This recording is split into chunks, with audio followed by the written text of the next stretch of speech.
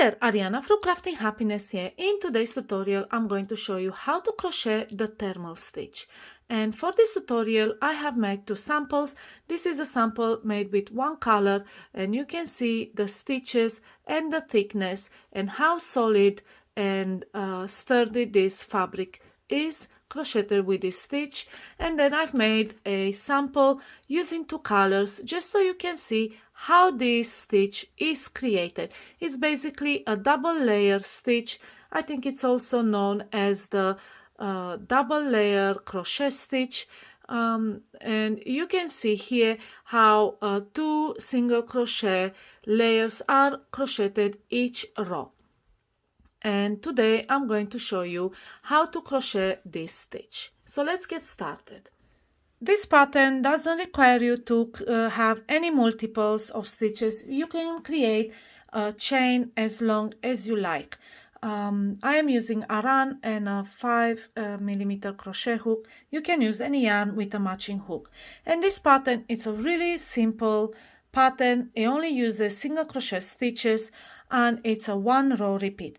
The trick here is how you start the first row, how you create the repeats, and then how you create the final row. So I will show you all that. Let's start first with the first row, and this is just the starting row, and we are going to single crochet in the second chain from the hook, and then we single crochet in each stitch until the end of the row. And this is your first row. It's just a row single crochet. Now let's start the second row. Turn your work, and we will be working into the back loops of the stitches. If you see here, each stitch has two loops in a V shape. The loop that is near you, it's called the front loop. The one that is away from you, it's the back loop. And we will be working through these back loops of the stitches plus the the third loops in the back. This second row, it's quite unique because we will have to work through the other side of the chains. These loops here at the bottom. So let's start. If you want, you can chain one just for the turning chain, and then turn and insert your hook into the back loop of the stitch, and then through the loop of the chain, the other loop of the chain. And this is how we're going to make our single crochet stitches.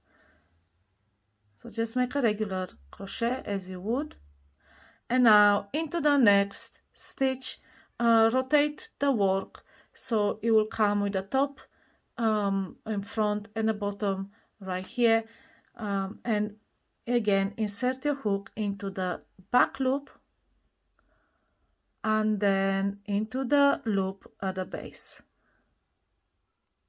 which is the other side of the chain, and make a single crochet. And this will expose these front loops into which we're going to crochet in next row. So let me show you one more time. Rotate your work so you will be vertical with the hook at the top and the end at the bottom, and then insert your hook into the back loop of the stitch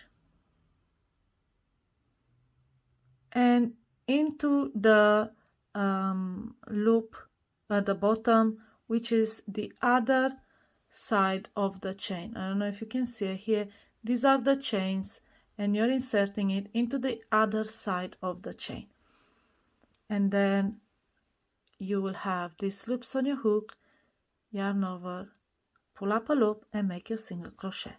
Now I'll be repeating this until the end of the row, and then we continue with the next row. So now I've done the single crochets across my row, and I'm into the last one. You can see the V right here, these two loops. This is the tricky part, sometimes finding the last or the first stitch. So you can see the loops. We will have to insert our hook through the back loop only, and then you need to find a corresponding loop of the chain below, and that will be the chain you skipped when you first single crochet. And just make your single crochet as usual, and this is your second row, and this was just the starting row, it's not your repeat row. Now we're going to create the repeat row, the row that you'll be crocheting over and over until you have your desired length to your project. So chain one, this is just a turning stitch, so I usually make it really small, and then turn. And again we will be working into the back loop of the stitch.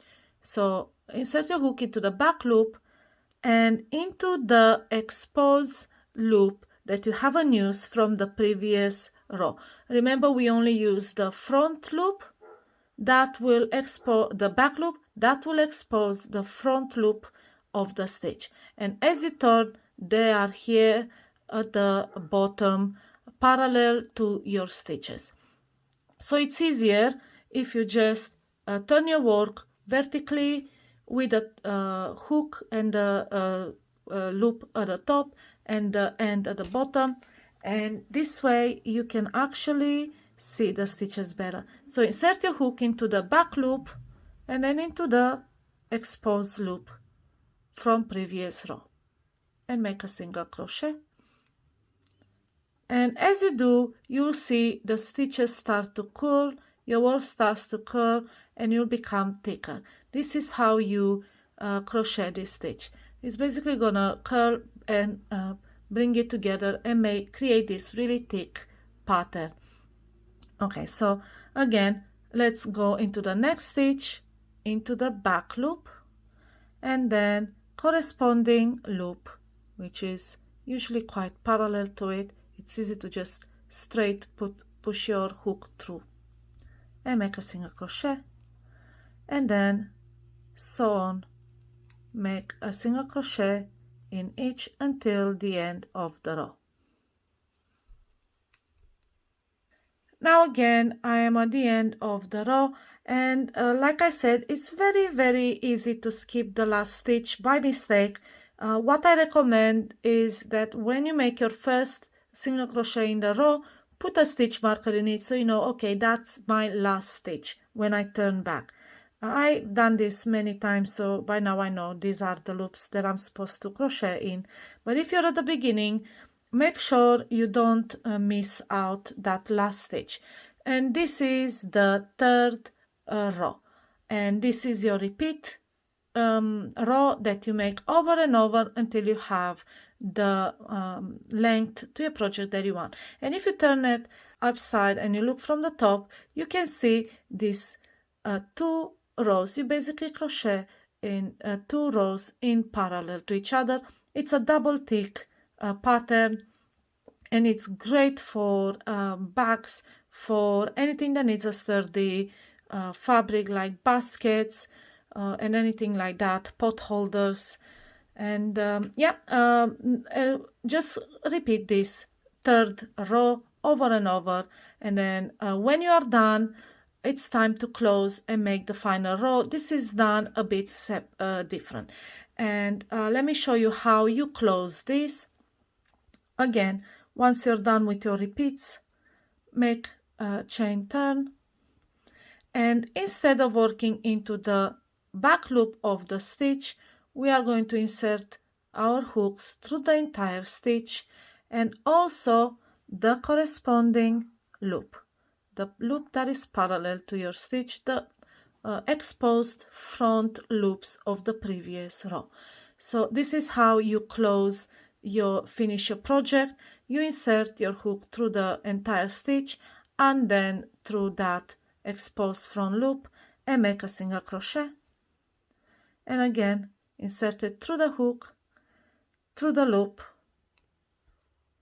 make your single crochet, and so on until you have crocheted into the last stitch.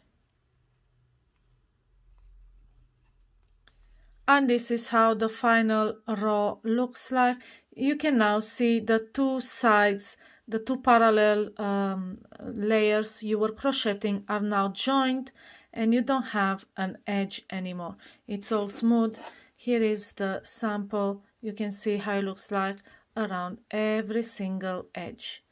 It's all nicely closed. You don't see the layers. And this is how you crochet the thermal stitch. Here's the big sample. You can see how sturdy it is, and solid, thick and warm. And the best part about it is when you work it in two colors. This is will do a perfect basket, a reversible basket in two colors. For example, pot holders. You can switch colors and create all sorts of designs over it. It looks just beautiful like that. So yeah, this is how you crochet the thermal stitch. If you have any questions about this tutorial and this pattern, put them in the comments below. I'll be more than happy to help you and answer them. Happy crocheting!